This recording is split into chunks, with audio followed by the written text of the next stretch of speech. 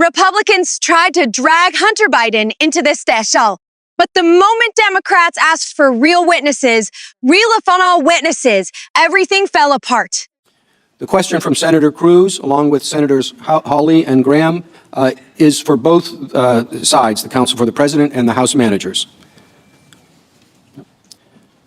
Yesterday, Manager Demings refused to answer whether Joe Biden sought any legal advice concerning his conflict of interest on Burisma, the corrupt Ukrainian company that was paying his son Hunter $1 million per year. USA Today reported that when asked about it, Vice President Biden said, excuse me, quote, he hadn't spoken to his son Hunter Biden about his overseas business, end quote. That account was contradicted by Hunter Biden, who told the New Yorker that he told his father about Burisma and, quote, Dad said, I hope you know what you're doing, and I said, I do.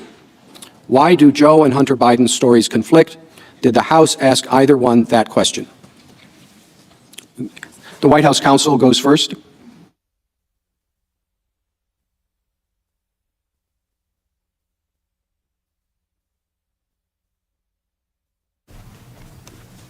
You heard our answer. I'm sorry, Chief Justice, Senators.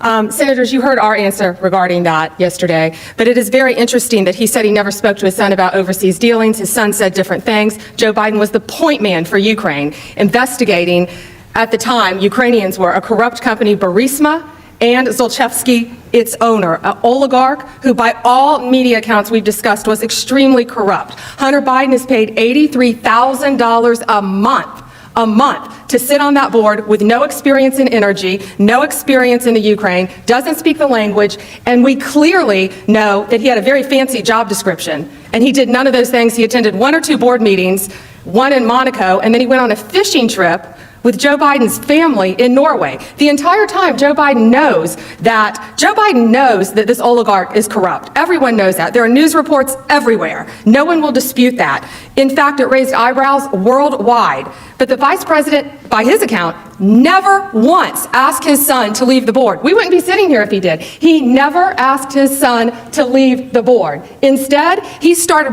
investigating the prosecutor who was going after Burisma and this corrupt oligarch, who they say was corrupt even by oligarch standards, who had fled the country, living in Monaco.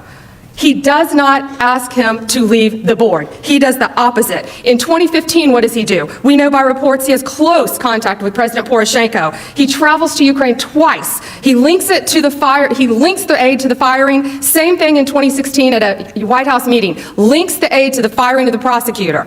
Calls him 4 times in the 8 days up to leading to the prosecutor. The prosecutor investigating Hunter Biden, yet he never says that. All cases closed. Days before Biden leaves office, he jokes to Poroshenko that he may have to call him every couple weeks to check in. Hunter Biden stays on that board for 3 years.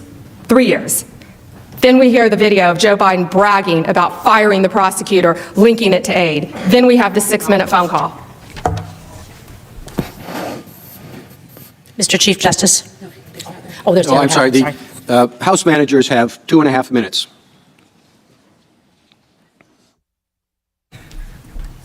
Mr. Chief Justice, and to our senators. Senators, thank you so much for that question. I know you have asked about a conversation between a father and his son. And what I can tell you, probably like just about everybody in this chamber, there are probably some conversations that I can't repeat to you about my conversations with my son. So I don't know the answer to your question, Senator, what that exact conversation was. But what I can tell you is this.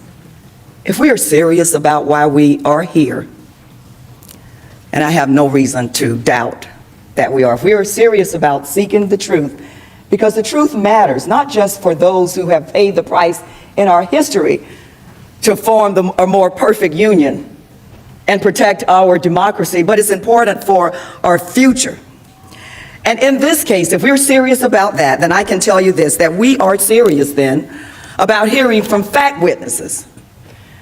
Looking at the Bidens, no matter how many times we call their name, we have no evidence to point to the fact that either Biden has anything at all to tell us about the president shaking down a foreign power to help him cheat in the next election. the precious election, trying to steal each individual in this country's vote. I don't believe either Biden has any information about that, but let me tell you who I think does. Maybe we should call Ambassador Bolton. If we're serious about the truth, maybe we should call him because we have a good idea about what he might say. Or what about Mr. Mulvaney, who had day-to-day contact with the principal in our investigation, the President of the United States? That's not good enough? Well, what about, the question was asked about when did we know? Or when did the President first put the hold on? Well, we do have reports that say on June 19th of 2019, Mr. Blair personally instructed the director of OMB to hold up security assistance from Ukraine over a month before the infamous July 25th call. So, Thank you, Mrs. Manager Demings. thank you, Mr. Chief Justice. What you just watched is one of the clearest examples of how Republicans weaponize distraction when the facts are not on their side. Senators Ted Cruz, Josh Hawley, and Lindsey Graham didn't ask that question to learn anything new. They asked it to revive a talking point that has already been investigated, debunked, and recycled more times than Fox News graphics. Their entire premise hinges on this idea that Joe Biden somehow acted corruptly because his son sat on the Burisma board. But notice what they never do. They never present evidence that Joe Biden changed us policy to benefit his son. Not documents, not testimony, not witnesses, just insinuation. Pam Bondi's response makes that clear. She leans heavily on dramatic numbers, foreign names, and repetition.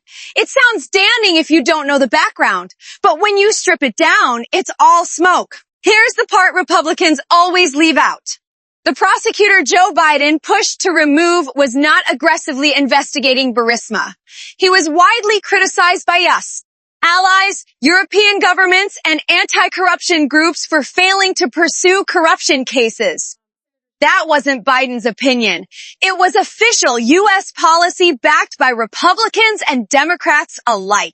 And yet, Bondi wants you to believe that this one action supported by the entire international community was secretly a personal favor to Hunter Biden. That theory collapses the moment you apply basic logic. Then Val Demings steps in. And this is where the contrast becomes unavoidable. Demings doesn't pretend that Republicans aren't trying to bait her. She calmly reframes the issue to what this proceeding is actually about. A sitting president using us foreign policy to pressure a foreign government to help him cheat in an election. That's the difference. Republicans want to talk about hypothetical conversations between a father and a son. Democrats want to talk about documented actions by a president.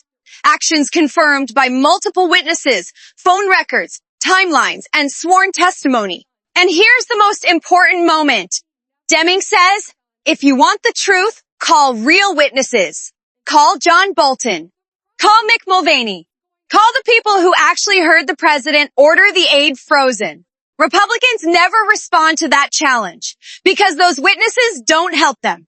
If Hunter Biden were the key to this case, Republicans would be begging to put him under oath. Instead, they keep saying his name while blocking testimony from Trump's own inner circle.